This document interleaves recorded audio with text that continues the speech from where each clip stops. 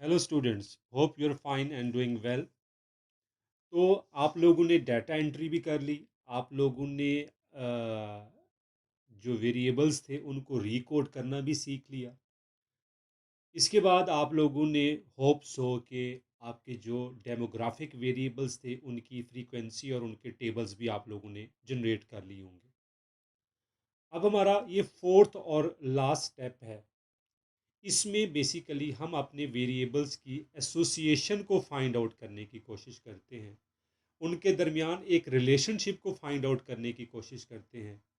यही वो प्रोसेस है जिसमें हमारा जो हाइपोथेसिस है वो रिजेक्ट होता है या एक्सेप्ट होता है। यही वो प्रोसेस है जिसमें बेसिकली हम प्ले करते हैं। यही हमारा प्लेइंग एरिया है। बाकी जितना भी काम था वो तो था एक रिसर्च का, एक थ्रू प्रोसेस था, थ्रू प्रॉपर चैनल था। उस प्रॉपर प्रोसेस के ज़रिए हमने यहाँ तक पहुँचना होता है। अब हम अपनी रिसर्च को जस्टिफाई भी कर सकते हैं। हम अपनी रिसर्च को एक्सेप्ट या रिजेक्ट भी कर सकते हैं कि हमारा इस पे क्या रिजल्ट आ रहे हैं।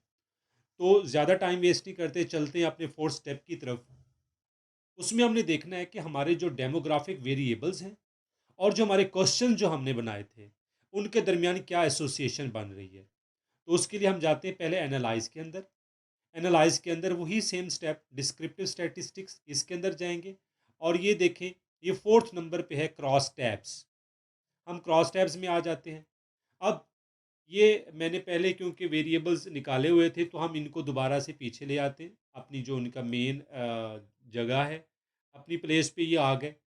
अब मैं देखता हूँ कि मैं चाहता हूँ कि मैं एक वेरिएबल ले लेता हूँ जेंडर का, दूसरा मैं वेरिएबल ले लेता हूँ मैरिटल स्टेटस का। और यहाँ पे मैं दो क्वेश्चन ले लेता हूँ। वेरिएबल्स हमने रोज में ले लिए, क्वेश्चंस हम कॉलम्स में ले लेते हैं कि अपना ब्लड शुगर लेवल वो किस तरह से चेक करते हैं और ओकेजनली वो कितना, उनके जो ईटिंग हैबिट्स हैं वो किस तरह की डेवलप होती हैं, या वो एहतियात करते हैं या नहीं करते जिन लोगों को शुगर का लेवल हाई होता है या जिन लोगों को शुगर हो जाती है।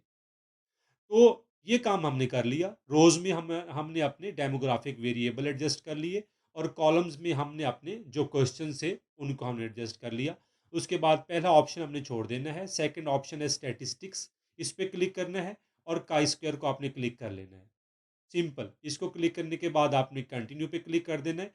और एक और चीज़, आपका ये ख्याल रहे कि ये वाला जो है डिस्प्ले क्लस्टर्ड बार चार्ट्स, इस पे भी क्लिक होना चाहिए। इस पे क्लिक करने के बाद हमने सिंपल ओके का बटन प्रेस किया तो हमारे रिजल्ट्स जनरेट हो गए। अब ये देखें कि उसने हमें बता दिया है कि जो जेंडर ऑफ द रिस्पोंडेंट है और जो blood sugar level with proper attention, उसमें देखें एक तरफ एक जो फर्स्ट हमारे पास कॉलम है उसमें हमारा जेंडर आ रहा है और दूसरे कॉलम में यस या नो के ऑप्शन के साथ हमारे रिस्पोंडेंट का रिस्पॉन्स आ रहा है। और दूसरी टेबल जो है वो देखें कि काई स्क्वायर टेस्ट के बारे में है। और उस काई स्क्वायर टेस्ट में अगर आप ये देखें तो जो एंड वाला कॉलम है उसमें ये वाली वैल्यू चेक करें, 0.008। ये हमारे पास एक क्वेश्चन का एक वेरिएबल के साथ रिजल्ट निकला है और ये उसका बार चार्ट है। बार चार्ट के जब भी हम चार्ट्स बनाते हैं सिंपल वही फार्मूला के डबल क्लिक करेंगे और इस वाले आइकॉन पे क्लिक करेंगे तो हमारे पास चीज़ें ज़्यादा विजिबल हो जाएंगी। अब हम इनको कॉपी करते हैं, कॉपी करके हम पेस्ट करते हैं और आप लोगों को मैं इसकी इंटरप्रिटेशन सिखा देता हूँ। पहले से मैंने कॉपी की हुई थी चीज़ें, तो अब मैं आपको बताता हूँ कि अब आपका टेबल नंबर 3 है।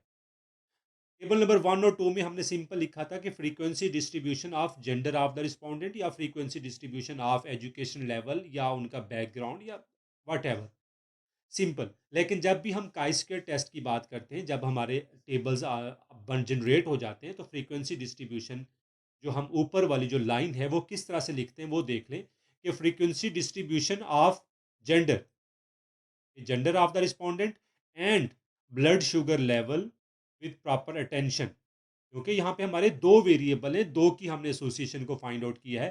तो यहाँ पे हम लिखेंगे frequency distribution of gender and blood sugar level with proper attention. ये हमारे पास रिजल्ट्स आ रहे हैं। इसकी इंटरप्रिटेशन हम चेक करते हैं। इससे चेक करने के पहले आप ये देख लें, इसको मैंने हाईलाइट किया हुआ है 0.008 को, विच इट इट मीन्स कि ये हमारी पी वैल्यू है। ये देखें पियर्सन का स्क्वायर की जो वैल्यू है ये सबसे ऊपर यहाँ पे आ रही है, ये वाली वैल्यू। और अगर आपने यहाँ पे भी चेक ना करना हो तो आप एंड वाले कॉलम में आसानी से इसको चेक कर सकते हैं कि ये पी वैल्यू 0.05 लेवल से कम है या नहीं है। अब हम देखते हैं इसकी इंटरप्रिटेशन कि table number 3 showed that majority of our male members 23 showed more concern about their sugar level as compared with female। ये जो जेंडर है, जेंडर की बेस पे आप ये अपने वाइवा में बता सकते हैं कि सर जो हमने स्टडी की उसमें हम ये देख रहे हैं कि जो हमारा जेंडर की बात करते हैं तो जेंडर में जो हमारे मेल मेंबर्स हैं वो ज़्यादा कंसर्न शो करते हैं, ज़्यादा फोकस्ड होते हैं अपने ब्लड शुगर लेवल के हवाले से एज कंपेयर टू फीमेल। अब जो ये वाली लाइन है, जो ये 1.5 लाइन है, बेसिकली इस पे ज़्यादा फोकस करें। इस पे क्या है, इस पे यह है कि both variables have strong statistical relationship, क्योंकि हमारी जो पी वैल्यू है इज लेस देन 0.05। तो जो बोथ वेरिएबल्स हैं उनका स्ट्रॉन्ग स्टेटिस्टिकल रिलेशनशिप है। Our P value is less than 0.05 which means that both variables have statistically significant relationship। अब आपके पास जितने भी आपके डेमोग्राफिक वेरिएबल्स और जितने भी क्वेश्चन आ रहे हैं, आपकी जो पहले वाली लाइन है ये मुख्तलिफ हो सकती है कि वहाँ पे आपका जो रिस्पोंडेंट या आपका जो डेमोग्राफिक वेरिएबल है और जो आपका क्वेश्चन है वो चेंज हो जाएगा। लेकिन जो ये वाली लाइन है, both variables have strong statistical relationship, ये ऑलमोस्ट सब की सेम रहेगी। जिस जिस क्वेश्चन की, जिस जिस वेरिएबल की वैल्यू जो है वो 0.05 से बिलो होगी, उसकी ये सेम रहेगी। आपने इसको कॉपी कर लिया और पेस्ट कर लिया, इस वाले टेबल को भी, और ये बार चार्ट भी आपने कॉपी करके पेस्ट कर लिया। उसके बाद हम चलते हैं अपने दूसरे क्वेश्चन की तरफ। वो क्वेश्चन था जिसमें पी वैल्यू हमारी 0.05 से बिलो थी। अब एक और क्वेश्चन हमने लिया जिसमें हम क्या देख रहे हैं, उसमें हम ये देख रहे हैं कि हमारा जेंडर है और जेंडर के साथ हम ये देख रहे हैं कि उनका जो ईटिंग हैबिट्स हैं हम वो देख लेते हैं। या इसमें एक और क्वेश्चन ले लेते हैं जो मैंने ऑलरेडी आप लोगों के लिए किया हुआ है। इसमें हम जेंडर मैरिटल स्टेटस को हमने देखा है। एक मिनट, कन्फ्यूजन तो नहीं हो रही, हाँ ये है, मैरिटल स्टेटस को हम देख रहे हैं। I check my blood sugar level with proper attention. ये तो हो गया आपका मैरिटल स्टेटस, इसमें हो गया। इसके अलावा ये वाला जो क्वेश्चन है, हाँ ये देखें जो ये मैंने किया है, इसमें मैरिटल स्टेटस है और occasionally I eat lot of sweets और other foods rich in in carbohydrates. हमने जो लोग मैरिड थे और अनमैरिड थे, हमारे रिस्पोंडेंट थे, हमने उनसे ये क्वेश्चन पूछा कि ओकेजनली आप ज़्यादा खा लेते, मीठा खा लेते, तो उन्होंने कहा जी हम खा लेते हैं। हम वही करेंगे, इन तीनों टेबल्स को कॉपी करके पेस्ट कर देंगे वर्ड में, और वर्ड में पेस्ट करने के बाद हम अपनी जो टेबल का जो हेडिंग है वो होगा frequency distribution of marital status and occasionally eating habits of lots of sweets and other rich carbohydrates food. हम ये देखते हैं कि इसकी इंटरप्रिटेशन से ये देखें, यहाँ पे हमारी पी वैल्यू 0.742 है। इट मीन्स कि ये 0.05 से अबव है। Table number 4 showed us that majority of our married respondents showed negligence about their eating habits। देखे ना, negligence शो कर रहे हैं ना मैरिड पर्सन जो है। 36% 36 लोगों ने कहा कि टोटल हमारे 40 रिस्पोंडेंट थे, तो 36 लोगों ने कहा हाँ जी हम ओकेजनली खा लेते हैं ज़्यादा मीठा या कुछ इस तरह की डाइट ले लेते हैं। अब जो दूसरी वाली जो लाइन है जो बेसिकली आप लोगों ने लिखनी है, जहाँ पे हमारी पी वैल्यू 0.05 से अबव होगी, कि both variables showed statistically weak relationship।